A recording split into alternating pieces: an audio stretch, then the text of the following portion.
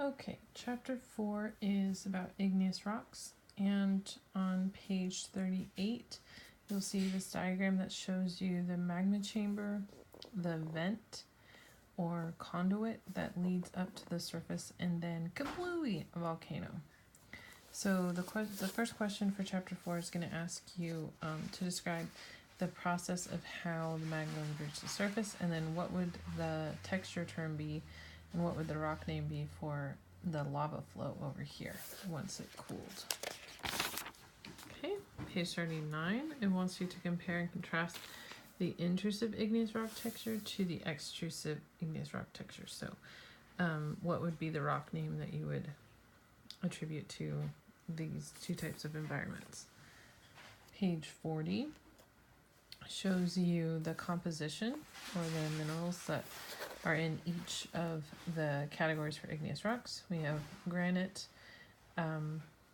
or felsic, andesitic or intermediate, basaltic or mafic, and ultramafic as our categories for igneous composition.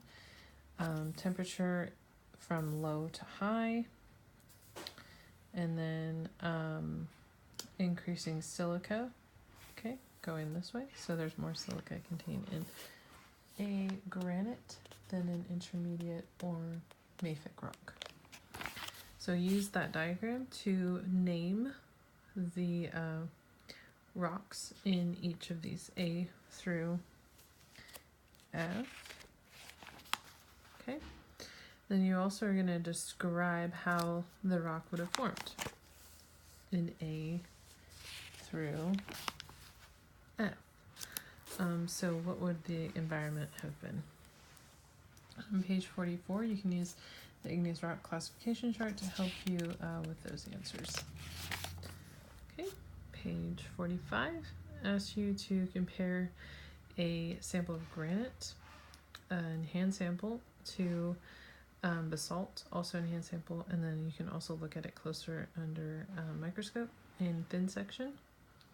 So we have mostly pyroxenes and feldspars in the basalt, and we have variety in the granite. Mica, feldspar, two types of feldspar actually, and quartz.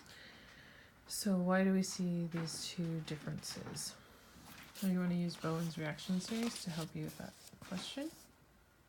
On page 46, shows you a pressure temperature diagram for the mantle and for igneous rock. So you want to look at a high temperature, high pressure situation. Also a low temperature, low pressure, what would happen?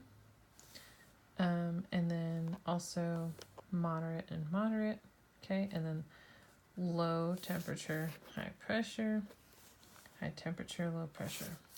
So just describe what would happen to the rock under those conditions. Page 47 is Bowen's reaction series. It will help you answer those questions on page 45. Okay. Page 48, label or name each of these rocks, A through D. And that's chapter 4.